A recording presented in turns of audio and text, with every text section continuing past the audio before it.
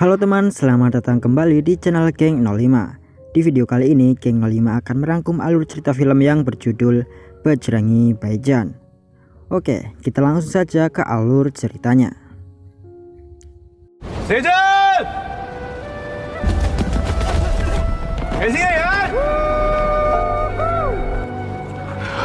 Yes. Yes, promise. Cerita dimulai dari sebuah desa bernama Sultanpur yang berada di negara Pakistan. Para penduduk desa Sultanpur sedang nonton bareng pertandingan kriket antara Pakistan melawan India. Terlihat seorang wanita hamil yang mengidoli pemain kriket Pakistan yang bernama Syahid. Teman wanita hamil itu lalu bertanya, apakah temannya itu sudah mempersiapkan nama untuk bayinya nanti. Perempuan hamil itu dengan sangat yakin akan menamai bayinya dengan nama yang sama dengan idolanya, yaitu Syahid. Mendengar itu, temannya pun langsung tertawa dan bilang, bagaimana jika bayinya nanti perempuan? Perempuan hamil itu pun terlihat berpikir. Dan 6 tahun kemudian, terlihat seorang gadis cilik yang berada di kereta bersama ibunya bernama Syahidah. Yap, perempuan hamil itu melahirkan anak perempuan. Dan yang tadinya dia ingin menamai anaknya dengan nama Syahid, tapi karena anaknya perempuan, dia pun menamai anaknya Syahidah. Tapi sayangnya Syahidah tidak bisa berbicara. Saat itu ada seorang nenek yang bertanya kepada Syahidah, tapi karena tidak bisa berbicara, Syahidah pun tidak menjawab. Ibu Syahidah lalu menjelaskan kepada si nenek jika anaknya tidak bisa berbicara. Dan sebenarnya dia berada di kereta itu karena dia baru saja membawa Syahidah dari tempat suci di India untuk berdoa agar Syahidah bisa berbicara. Nenek itu lalu bilang, jika dia yakin Syahidah pasti akan berbicara sebelum sampai di Pakistan. Tiba-tiba saja di perjalanan, kereta yang dinaiki oleh Syahidah berhenti. Petugas lalu bilang jika ada sedikit perbaikan dan kereta akan kembali berjalan ketika perbaikan telah selesai. Di saat itu semua orang tertidur, termasuk ibu Syahidah. Dan Syahidah yang melihat anak domba turun dari kereta dan bermain dengan anak domba tersebut. Tapi saat Syahidah bermain dengan anak domba itu, tiba-tiba kereta berjalan. Syahidah pun langsung buru-buru mengejar kereta itu. Tapi langkah kecilnya tidak mampu mengejar. Dan karena Syahidah tidak bisa berbicara, dia pun tidak bisa memanggil ibunya. Syahidah hanya bisa menangis melihat kereta yang semakin jauh. Syahidah lalu naik kereta lain yang juga berhenti di tempat itu dengan berpikir jika ia bisa menyusul ibunya. Tapi sayangnya kereta itu malah berbalik dan kembali membawa Syahidah ke India. Di pagi hari, Syahidah yang baru bangun dari tidurnya turun dari kereta dan berada di sebuah tempat. Di tempat itu juga kebetulan ada sebuah perayaan. Syahidah lalu melihat seorang pria yang sedang makan dan minum. Di sini jelas jika Syahidah kelaparan dan kehausan. Merasa jika anak kecil itu melihatnya terus-menerus, pria ini pun menawarkan airnya kepada si anak kecil itu. Nama pria ini adalah Pawan. Pawan lalu memesankan makanan untuk anak kecil itu. Saat anak kecil itu sedang makan, Pawan bertanya pada anak kecil itu, siapakah nama anak itu dan di mana orang tuanya. Tapi karena Syahidah tidak bisa berbicara, ya Syahidah cuma lanjut makan aja gitu. Pawan kemudian pergi meninggalkan Syahidah. Tapi Syahidah yang merasa jika pria yang memberinya makan itu adalah orang baik, Syahidah pun mengikuti pria itu. Pawan yang melihat anak kecil itu mengejarnya tidak tega jika harus meninggalkannya sendirian. Akhirnya Pawan membawa anak kecil itu ke kantor polisi. Tapi polisi tidak bisa membantu. Karena itu polisi menyuruh Pawan untuk membawa anak kecil itu pergi, dan polisi bilang jika mereka akan menghubungi Pawan jika ada orang yang melaporkan kehilangan anak. Pawan pun tidak punya pilihan selain membawa anak kecil itu bersamanya. Saat itu Pawan pun berniat membawa anak kecil itu pergi ke rumah calon istrinya di Delhi. Di dalam perjalanan, Pawan memperkenalkan dirinya pada anak kecil itu. Pawan juga mengerti jika anak kecil itu tidak bisa berbicara. Pawan pun memberi nama kepada anak kecil itu. Dan nama yang diberikan Pawan kepada anak itu adalah Muni. Pawan lalu bilang pada Muni jika Muni pasti memiliki orang tua dan berasal dari suatu tempat. Muni pun mengangguk. Pawan kemudian berkata jika dia akan menyebutkan nama-nama daerah dan kota. Jika ada daerah tempat Muni berasal, Pawan meminta Muni untuk mengangkat tangan dan mengangguk. Muni pun mengangguk tanda ia mengerti. Pawan pun mulai menyebutkan kota-kota di India, sementara penumpang lain di bus ikut menyebutkan kota-kota di India. Muni pun terus geleng-geleng karena dia itu dari Pakistan. Hingga salah satu penumpang menyebutkan kota Pratapgarh. Pawan yang juga berasal dari Pratapgarh pun langsung bilang jika dia juga berasal dari kota itu. Tapi saat ini Pawan tinggal di Delhi. Penumpang itu pun bertanya, kenapa tinggal di Delhi? Karena pekerjaan atau karena gadis, sambil tertawa. Pawan lalu bilang, jika itu adalah cerita yang panjang. Penumpang itu lalu bilang, jika perjalanan mereka juga masih panjang, jadi ceritakan saja. Semua orang di bus pun menyuruh Pawan untuk bercerita. Akhirnya Pawan menceritakan masa lalunya. Di sini kita diperlihatkan jika Pawan adalah orang yang bodoh, tidak bisa apa-apa. Meskipun begitu, Pawan adalah orang yang sangat jujur dan juga baik hati. Pawan bahkan gagal lulus banyak 10 kali dan sampai-sampai ayah Pawan sudah menyerah.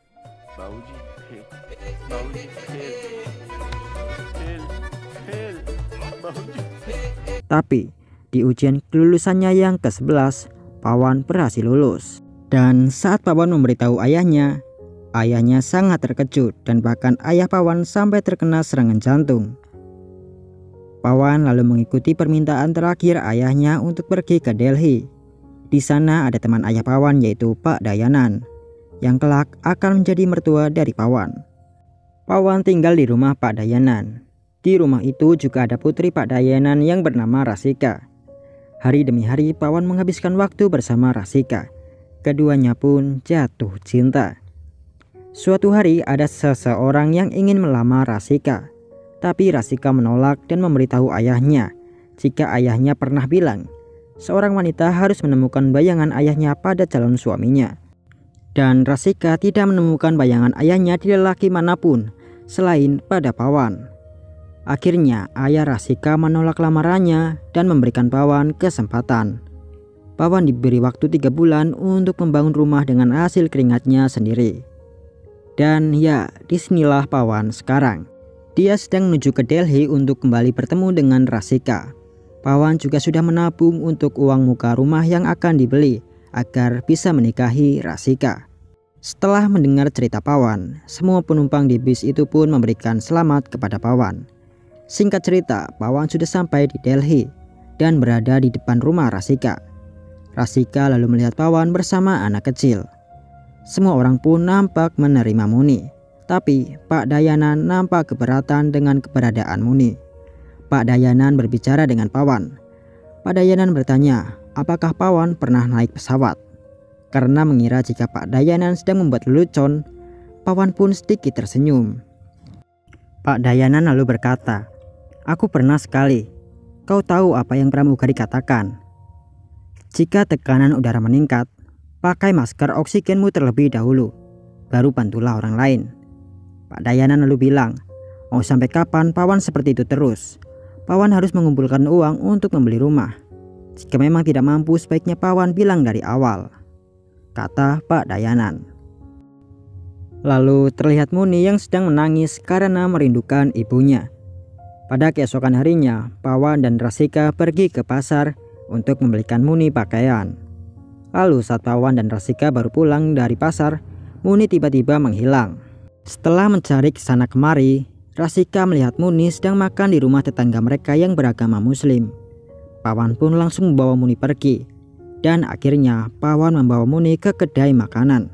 Di kedai makanan itu, Muni melihat seorang ibu yang sedang menyuapi anaknya. Muni pun kembali menangis dan kembali merindukan ibunya. Rasika dan Pawan pun menghibur Muni dengan menyanyikan sebuah lagu. Akhirnya pesanan siap, Muni pun bisa makan ayam sepuasnya. Suatu hari Pawan dan Rasika membawa Muni jalan-jalan. Lalu ada pedagang yang menawarkan gelang pada Muni. Muni pun mengambil gelangnya. Pedagang itu lalu memanggil Pawan dan menyuruh Pawan untuk membayar gelangnya. Tapi Pawan langsung mengambil gelangnya dari Muni dan mengembalikan ke penjual. Pawan lalu bilang pada Muni, jika mencuri itu tidak baik. Padahal Muni hanya mengambil gelangnya karena pedagangnya sendirilah yang menyuruh untuk mengambil. Pawan kemudian membawa Muni ke kuil untuk berdoa dan meminta maaf. Tapi saat Pawan sedang berdoa, Muni malah menghilang. Dan saat Pawan melihat Muni malah sedang berjalan masuk ke masjid. Akhirnya Pawan mengikuti Muni dan Pawan melihat Muni sedang berdoa dengan mengangkat tangannya layaknya seorang muslim. Di sini Pawan tahu jika Muni adalah orang Islam. Pawan pun kebingungan dan bilang pada Rasika jika Muni telah menipu mereka. Pawan menjelaskan jika Muni ternyata adalah seorang muslim. Rasika kemudian berkata jika Muni hanyalah gadis kecil yang tersesat dan hanya itu, tidak peduli apapun agamanya. Akhirnya Pawan dan Rasika masuk ke masjid untuk mencari Muni, tapi mereka tidak bisa menemukan Muni. Dan tiba-tiba Muni datang dan langsung memeluk Pawan.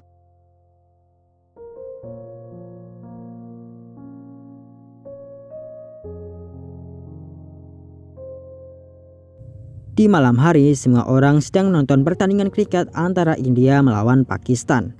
Saat itu Pawan berbicara dengan Rasika. Pawan bilang jika ayah Rasika pasti akan menendangnya keluar dari rumah bersama Muni jika tahu Muni adalah muslim. Rasika kemudian berkata, memangnya siapa yang akan memberitahu ayahnya tentang itu? Pawan pun bilang jika dia yang akan memberitahunya. Lalu pertandingan kriket itu dimenangkan oleh Pakistan.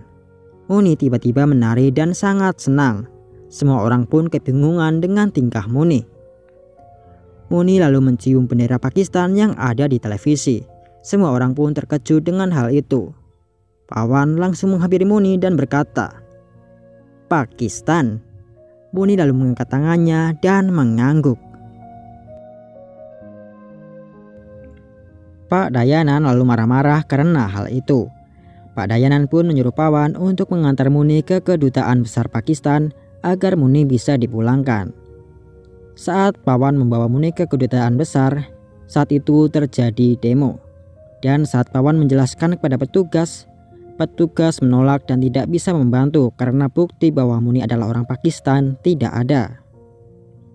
Tiba-tiba demo membludak dan terjadi kerusuhan. Karena hal itu, kedutaan besar Pakistan akan ditutup untuk 1 bulan ke depan. Pak Dayanan kemudian menyuruh Pawan untuk pergi ke agen perjalanan. Tapi di agen perjalanan itu juga tidak ada layanan untuk membuat paspor Pakistan. Karena tidak ada orang India yang pergi ke Pakistan. Tapi di saat Pawan dan Muni akan pergi, karyawan agen perjalanan itu bilang jika ada cara lain untuk membawa Muni ke Pakistan tanpa paspor. Tapi Pawan harus membayar 1,5 lakhs. Di malam hari, Pawan menghitung uang yang dia simpan. Tiba-tiba Rasika datang dengan membawa uang yang sangat banyak. Rasika bilang dia baru saja menarik tabungan dari bank. Rasika juga bilang jika ia tahu uang itu mereka kumpulkan untuk uang muka rumah yang mereka beli. Tapi untuk saat ini yang paling penting adalah membawa Muni kembali pulang ke rumahnya. Pawan akhirnya meninggalkan Muni bersama karyawan yang bekerja di agen perjalanan itu. Muni yang tidak mau ditinggalkan oleh Pawan. Dan Pawan yang menangis karena sudah terlanjur sayang dengan Muni.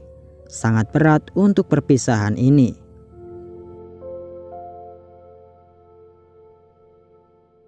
Pawan lalu melihat gelang yang pernah diambil oleh Muni. Pawan pun membeli gelang itu untuk hadiah perpisahan dengan Muni. Pawan lalu melihat karyawan itu bersama Muni naik becak. Pawan pun mengejarnya, tapi karyawan itu malah membawa Muni ke tempat. Ya, Muni malah dijual oleh karyawan itu. Pawan yang sangat marah menghajar semua orang yang ada di tempat itu, dan tentunya karyawan agen perjalanan tersebut. Pawan lalu bilang pada Rasika jika ia sendirilah yang akan mengantarkan Muni sampai ke rumahnya. Rasika pun melarang Pawan karena Pawan tidak mempunyai paspor ataupun visa. Dan juga negara Pakistan dan India memiliki hubungan yang kurang baik. Tapi Pawan berkata jika dia sudah sangat yakin akan mengantarkan Muni sendiri ke Pakistan. Walaupun tanpa paspor maupun visa, dia akan tetap mengantar Muni kembali ke orang tuanya dan dia sudah bersumpah untuk itu.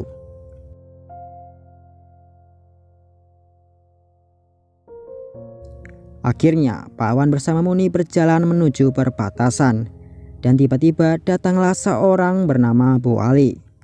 Bu Ali menyuruh Pawan untuk berhenti dan bertanya, mengapa Pawan pergi ke arah perbatasan. Tapi Pawan tidak menghiraukan dan ingin melanjutkan perjalanan. Bu Ali kemudian menawarkan jasanya untuk melewati perbatasan, dan biayanya adalah Rp25.000. Pawan tetap tidak menghiraukan Bu Ali. Pawan pun kembali ingin melanjutkan perjalanan, dan lagi-lagi Bu Ali menghentikan Pawan dan berkata, beberapa kilo lagi saat tentara Pakistan melihat Pawan berada di perbatasan, mereka akan menembak dahulu, baru menanyakan apakah orang ini orang India atau orang Pakistan. Ikutlah denganku, ini demi kebaikan anak kecil itu. Biayanya hanya Rp50.000, kata Bu Ali. Pawan langsung terkejut dan berkata, bukankah tadi Bu Ali bilang biayanya Rp25.000, kenapa sekarang menjadi Rp50.000? Bu Ali pun menjawab, Rp25.000 untuk satu orang, kalian berdua jadi Rp50.000. Mendengar itu Pawan lalu bilang, mengapa Muni harus membayar untuk pulang ke rumahnya sendiri? Bu Ali pun bingung kenapa Pawan bilang jika Muni akan pulang. Akhirnya Pawan menceritakan semuanya kepada Bu Ali. Bu Ali kemudian mengatakan dari awal ia melihat Pawan, dia tidak menyangka jika Pawan adalah orang yang sangat baik. Akhirnya di malam hari Bu Ali mengajak Pawan bersama beberapa orang yang ingin menyeberang perbatasan masuk ke sebuah terowongan. Dan akhirnya mereka sampai di Pakistan. Tapi Bu Ali menyuruh orang-orang yang dibawanya itu untuk cepat pergi sebelum tentara Pakistan datang berpatroli. Semuanya pun langsung berlari kecuali Pawan. Pawan bilang jika dia ingin meminta izin terlebih dahulu kepada para tentara yang menjaga perbatasan tersebut. Bu Ali pun tidak tahu apa yang harus dia lakukan, dan tentara Pakistan juga sudah mulai mendekat. Akhirnya Bu Ali kabur meninggalkan Pawan dan Muni. Sementara Muni menarik-narik Pawan, mengajak Pawan untuk pergi. Tapi Pawan bilang pada Muni jika mereka harus meminta izin terlebih dahulu. Dan datanglah tentara Pakistan yang berpatroli. Pawan lalu memberikan salam kepada para tentara Pakistan. Dan setelah diketahui jika Pawan adalah orang India, para tentara Pakistan itu lalu menodongkan senjatanya. Pawan lalu ditanyai oleh pemimpin tentara itu bagaimana Pawan bisa masuk ke Pakistan. Pawan lalu menjawab seseorang bernama Bu Ali yang membawanya. Dia masuk melalui terowongan. Para tentara itu kemudian membuka terowongannya, dan setelah itu pemimpin tentara itu menyuruh anak buahnya untuk mengembalikan Pawan dan Muni ke India dan menutup terowongannya. Para tentara Pakistan itu lalu pergi, dan 10 menit kemudian para tentara Pakistan itu kembali. Pawan sudah berada di Pakistan lagi. Kali ini para tentara Pakistan tidak hanya memberi peringatan, kali ini mereka memukuli Pawan. Muni yang melihat Pawan dipukuli hanya bisa menangis. Pawan yang melihat Muni menangis bilang pada Muni untuk tidak perlu khawatir, dia hanya sedang bersenang-senang. Akhirnya pemimpin tentara itu menyuruh anak buahnya untuk berhenti. Tentara itu bertanya pada Pawan, bagaimana Pawan bisa masuk kembali. Pawan pun menjawab ada terowongan lagi di tempat lain. Pawan juga bilang jika dia sudah bersumpah untuk mengantar Muni sampai rumahnya, dan dia juga berjanji ia akan langsung kembali ke India setelah Muni bertemu orang tuanya. Tentara itu lalu bilang pada Pawan jika dia akan pergi meninggalkan Pawan di tempat itu. Dia tidak tahu apakah Pawan akan pergi ke Pakistan atau kembali ke India. Tetapi jika Pawan masih berada di tempat itu, tentara itu pasti akan menembak Pawan. Para tentara Pakistan itu pun pergi, dan setelah 10 menit, para tentara Pakistan itu kembali. Para tentara itu pun terkejut karena Pawan masih berada di tempat itu. Salah satu tentara Pakistan lalu bilang pada pemimpinnya jika orang ini telah kehilangan akal. Pemimpin tentara Pakistan itu lalu bertanya pada Pawan, mengapa Pawan masih berada di tempat itu? Bukankah tadi Pawan sudah diizinkan untuk pergi?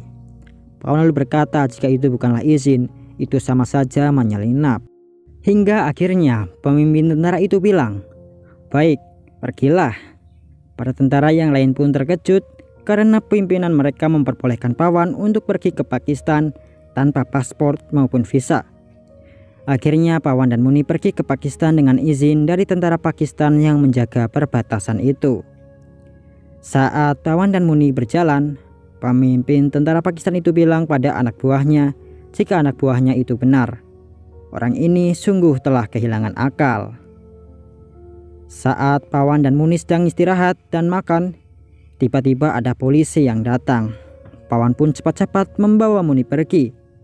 Tapi setelah mereka pergi dari tempat itu, tiba-tiba polisi mengejar mereka. Polisi itu bilang jika ada yang mencuri borgolnya. Pawan pun berkata, siapa yang mencuri borgol? Untuk apa? Tapi polisi itu tetap menggeledah Pawan hingga akhirnya ditemukan borgol di tas Muni. Pawan lalu ditanyai oleh polisi itu nama dan asalnya. Karena Pawan orang yang tidak pernah berbohong, Pawan pun memberitahu yang sebenarnya. Jika dia bernama Pawan Kumar Chaturvedi, dia dari India. Dia ke Pakistan tanpa visa dan paspor, tapi sudah mendapatkan izin dari penjaga perbatasan. Tapi polisi itu tidak percaya pada Pawan dan menganggap Pawan adalah mata-mata, dan akhirnya Pawan dan Muni dibawa ke kantor polisi. Saat di kantor polisi terdapat reporter bernama Chanawab. Chanawab pun bertanya banyak hal pada Pawan. Hingga di akhir laporannya Chanawab bilang, seorang mata-mata India bersama dengan seorang gadis cilik baru saja tertangkap. Gadis cilik itu dilatih dengan sangat baik sampai tidak mengatakan sepatah kata pun. Saat di kantor polisi, Pawan ditanyai tentang tujuannya datang ke Pakistan. Pawan pun tetap bilang apa adanya, jika dia ingin mengantar Muni pulang ke rumahnya. Hingga tiba-tiba Muni melihat gambar dan Muni mengangkat tangannya sambil tersenyum. Pawan pun langsung mengerti. Pawan lalu bertanya apakah Muni berasal dari tempat itu. Muni kemudian mengangguk. Polisi lalu kebingungan apa yang sebenarnya terjadi. Pawan lalu berkata jika mereka telah menemukan rumah Muni. Polisi itu kemudian menyuruh Muni untuk mengatakan sesuatu tentang gambar yang dipegang oleh Muni. Polisi itu bahkan mencengkram mulut Muni. Pawan yang tidak terima Muni diperlakukan seperti itu langsung mengajar beberapa polisi di kantor polisi tersebut. Pawan dan Muni akhirnya kabur. Hingga akhirnya Pawan dan Muni naik bus. Chanawab lalu meninggalkan temannya dan naik bus yang sama dengan Pawan. Chanawab lalu menghubungi polisi dan memberitahu jika ia sedang mengikuti mata-mata itu. Saat Pawan ditanyai tujuan oleh Kenek, Pawan menunjukkan gambar yang diyakini tempat tinggal Muni berada di daerah seperti gambar tersebut. Kenek itu kemudian berkata, lalu John apa ini kawan? Pawan lalu memberitahu jika sebenarnya dia dari India. Dan entah bagaimana Muni tersesat di India sendirian. Dia ke Pakistan untuk mengantar Muni dan juga sudah mendapatkan izin, kata Pawan menjelaskan. Kenek bus itu lalu sangat kagum karena Pawan jauh-jauh dari India hanya untuk mengantar gadis kecil itu pulang. Jika saja banyak orang seperti Pawan di India dan Pakistan, pasti akan luar biasa, kata Kenek bus tersebut. Akhirnya Kenek itu menanyakan kepada seluruh penumpang tentang gambar yang diberitahu oleh Pawan. Hingga akhirnya giliran Chanawab yang ditanyai. Pawan yang melihat Chan pun bisa mengenali Chanawab. Chan hanya tersenyum dan memberikan salam. Chanawab yang sedari tadi mendengarkan cerita Pawan akhirnya memilih untuk ikut bersama Pawan untuk mengantar Muni kembali ke rumah dan orang tuanya. Di pagi hari, Pawan baru bangun dari tidurnya. Dan ternyata ada banyak anak-anak yang melihat.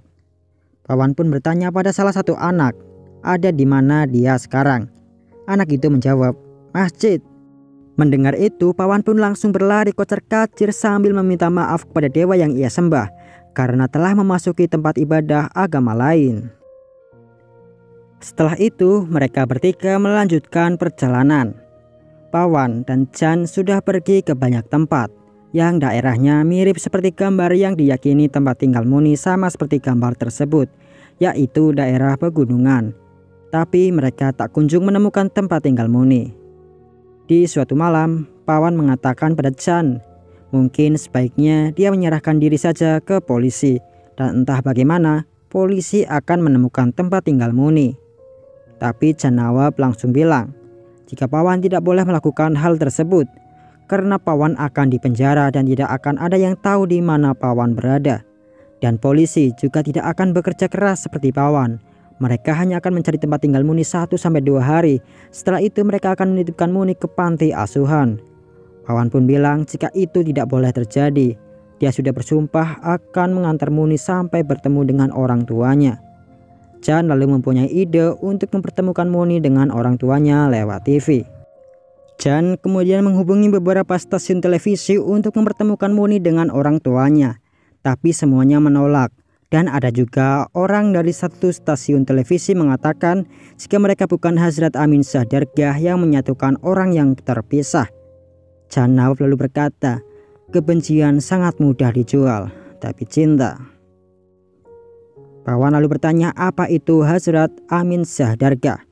Chan pun menjawab itu adalah tempat suci di Pakistan. Katanya orang yang terpisah bisa dipersatukan di tempat itu. Pawan kemudian bilang pada Chan, lalu kenapa kita belum pergi ke tempat itu? Ucap Pawan. Chan hanya tertawa dan bilang, apa kau sungguh ingin pergi ke tempat suci itu? Apa kau ingat tempo hari kau lari terbirit-birit saat mengetahui berada di masjid? Pawan pun ikut tertawa, dan setelah terdiam sejenak sambil melihat Muni, Pawan berkata, dia rela pergi ke tempat suci manapun demi Muni. Akhirnya Pawan dan Chan Nawab langsung pergi ke Hazrat Amin Shah Dargah pada malam itu juga. Teman Chan Nawab lalu menghubungi Chan. Temannya itu menanyakan kabar Chan Nawab. Chan pun memberitahu jika dia baik-baik saja. Chan juga memberitahu jika Pawan bukanlah mata-mata. Dia hanya pria baik yang ingin mengantar gadis kecil pulang ke rumahnya. Teman Chan itu lalu menanyakan di mana Chan Nawab berada. Chan lalu memberitahu jika dia dan Pawan akan pergi ke Hazrat Amin Shah Dargah. Teman Chan itu ternyata bersama para polisi, dan akhirnya para polisi itu langsung menuju Amin Shah Dargah. Saat di Hazrat Amin Shah Dargah, Chan Nawab menyuruh Pawan dan Muni untuk masuk karena Chan ingin membuat video tentang Muni. Lalu Pawan pun berdoa agar Muni bisa cepat bertemu dengan orang tuanya. Chan yang selesai membuat video lalu mengeditnya dan mengunggahnya di warnet. Tapi saat itu Chan melihat temannya bersama polisi. Chan pun langsung buru-buru menyusul Pawan dan mengajak Pawan dan Muni pergi dari tempat tersebut. Teman Chan kembali menelpon, tapi kali ini Chan membuat teman dan para polisi itu pergi ke tempat yang jauh. Sedangkan Chan dan Pawan bersama Muni tetap berada di sekitar Hazrat Amin Shah Dargah. Di malam hari, Chan memberitahu jika ia telah mengunggah video Muni dan Pawan ke YouTube. Chan lalu menunjukkan video yang ia unggah. Saat Muni menonton videonya, Muni terkejut dan ternyata ada ibu Muni di video tersebut. Saat Pawan bertanya, apakah itu ibumu? Muni mengangkat tangannya dan mengangguk. Dan setelah diteliti, ibu Muni turun dari sebuah bus. Pada keesokan harinya, Pawan dan Chan Nawab menghampiri bus yang kemarin dinaiki oleh ibu Muni. Pawan dan Chan bertanya pada supir bus itu dari mana bus itu berasal. Supir itu pun menjawab beberapa daerah. Dan akhirnya ada satu daerah yang disebutkan oleh supir bus tersebut, yaitu Sultanpur. Saat Pawan bertanya pada Muni apakah Muni berasal dari Sultanpur, Muni mengangkat tangan dan mengangguk sambil tersenyum. Pawan dan Chan pun sangat senang akhirnya perjuangan mereka membuahkan hasil. Sebentar lagi Muni bisa bertemu dengan orang tuanya. Tapi saat menuju Sultanpur, di jalan ada razia. Pawan pun membuat rencana. Dia akan membuat polisi mengejarnya, sedangkan Chan Nawab membawa Muni kembali ke rumahnya. Pada akhirnya Muni sampai di desanya. Muni pun berlari dan ibu Muni yang melihat Muni langsung berlari juga. Pertemuan yang begitu mengharukan. Chan Nawab yang merekam pertemuan Muni dengan ibunya hanya terdiam. Tapi di tempat lain, Pawan tertangkap dan dipukuli oleh para polisi.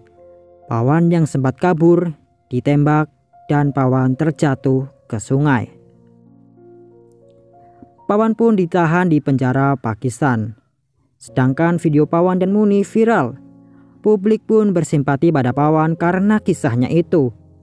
Dan perwira tinggi yang selama ini mengejar Pawan pun menyerah untuk membuat Pawan mengaku jika ia adalah mata-mata.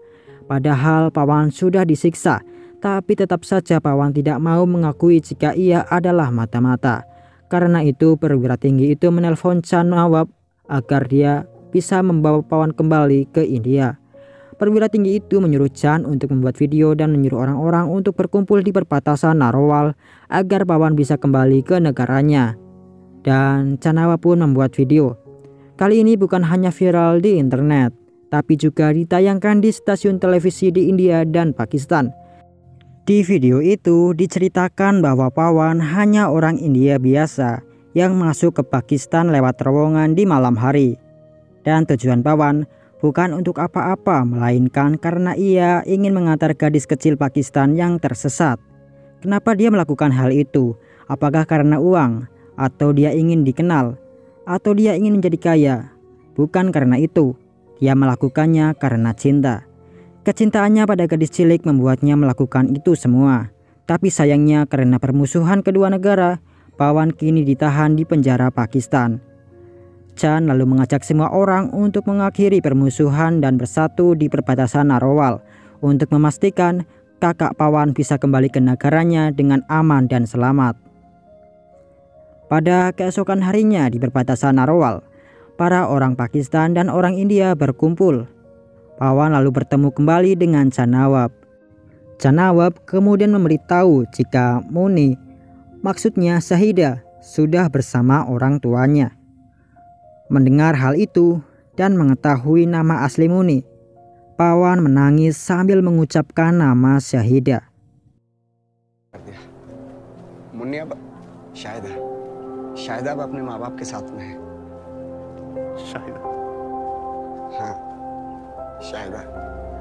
Sebelum berpisah, Chan Nawab menyuruh Pawan berjanji untuk kembali secepatnya, bukan lewat terowongan, tapi dengan visa dan paspor. Lalu Chan pun menangis. Chan juga meneriakkan nama panggilan Pawan, yaitu Bajrangi. Sontak semua orang pun ikut menyorakan nama kakak Bajrangi. Perwira tinggi yang bernama Pak Hamid lalu berbicara pada petugas penjaga perbatasan untuk membuka gerbang. Penjaga perbatasan lalu bilang jika atasannya melarangnya membukakan gerbang untuk Pawan. Tapi petugas penjaga perbatasan itu juga bilang jika jumlah mereka sedikit, tapi masyarakatnya banyak. Pak Hamid pun langsung mengerti apa yang dimaksud oleh penjaga perbatasan itu. Para orang-orang Pakistan lalu mulai membuka gerbang dengan paksa. Setelah gerbang terbuka, Pawan mulai berjalan kembali ke negaranya. Dan tiba-tiba saja Muni yang juga berada di tempat itu memanggil Pawan. Muni berteriak memanggil paman Pawan. Pawan yang mendengar teriakan anak kecil memanggil namanya, memalingkan wajahnya dan betapa terharunya Pawan mendengar Muni bisa berbicara. Pawan pun langsung berlari ke arah Muni. Muni juga langsung berlari ke arah Pawan dan mereka berdua pun bisa mendapatkan kesempatan untuk mengucapkan perpisahan. Dan film pun berakhir.